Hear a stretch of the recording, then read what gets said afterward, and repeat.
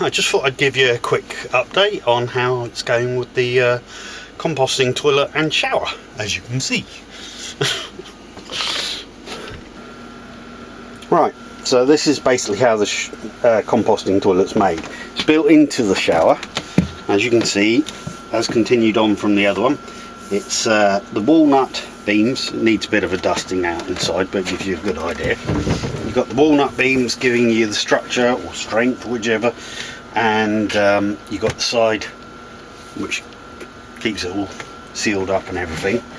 I did go with a silicone gasket. You can see it's a bit dusty at the moment, but yeah, the silicone gasket works really well. I've had showers in here and everything, it does not leak. This is basically just a piece of plumbing from a kitchen for a kitchen sink, and it drops down through the floor, runs through a pipe in the frame rail. Sorry. Come on, get on there. And then the bin goes into it, which I'll show you in a minute. But yeah, so yeah, that's the basic frame. Let me go and get the bin. Right, so I'm back. So that's the bin. It literally just is. This is an old storage box. You can buy them from B&Q, whatever places, hardware shops, etc. 60 litres storage bin, because it was about the right height. And I've put a piece of old gutter down pipe in it and drilled a hole in the bottom of the storage bin. That's all sealed up with a bit of silicone at the bottom, and it's just bolted to the side of the storage bin. In here, this is all clean by the way, this is just wood chips, the type you would put in your garden, that sort of thing. So there's nothing harmful in there, with a little bit of ash added to it. The reason I'm putting ash in it as well is ash is a great drying agent, so it'll help keep it dry. The wood chips will also help to absorb any extra moisture that may be in there, for example, if you get the trots or what have you. On top of that, we have a little coal shovel, absolutely ideal, so you can sort of cover things over and move things around and give it a bit of a stir when it's starting to get a little bit fuller. To that, I'm going to add some just garden compost. It's literally just stuff I've found, bought down the hardware. I bought this size because there's only 20 litres of it. I don't need all of it. 50 litres would be too much. But I'm going to put this over the top of that. The garden compost is ideal for the simple reason it's already started the composting process, so it's just, you're just adding a little bit to it. So there's nothing wrong with that at all. The other thing you could use is sort of garden manure that you can buy in garden centres and things like that. Just add that to it. It's all well and truly along the way of composting down, so you can use that. It'll break down.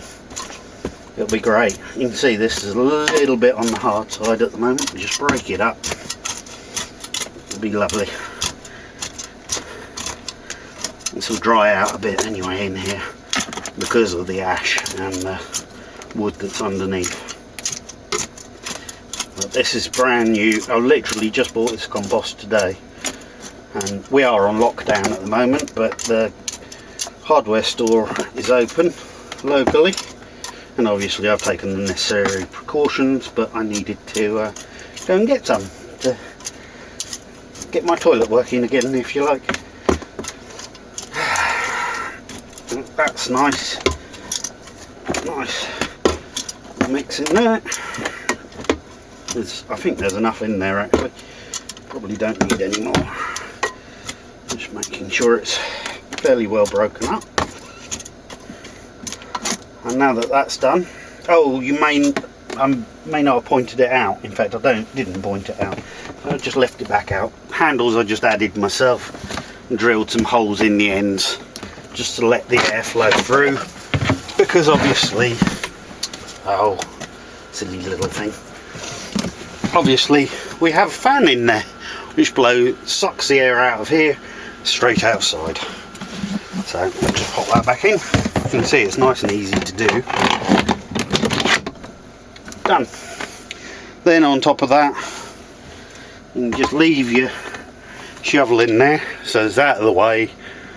Doesn't matter if it gets dirty because you're going to wash your hands afterwards, but you don't really want to get them too dirty. So on top of that, I just put this lid I made for it. So you have to lift up the toilet seat. It drops into the hole.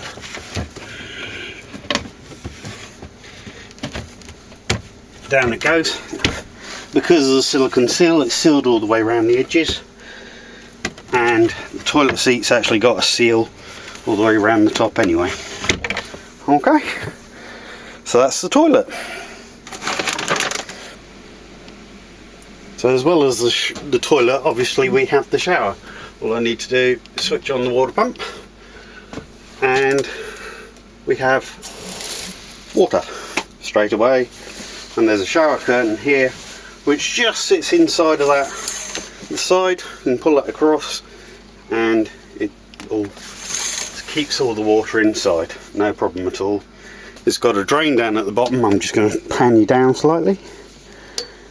As you can see, there's the drain, there's the toilet. Obviously the seat's a little bit wet at the moment, but you can climb in here, have your shower, tip you back up again. Yeah, so as I was saying, you can climb in here, have your shower, standing up, doing your shower, sit down, do your legs, etc., and have the shower showering onto you.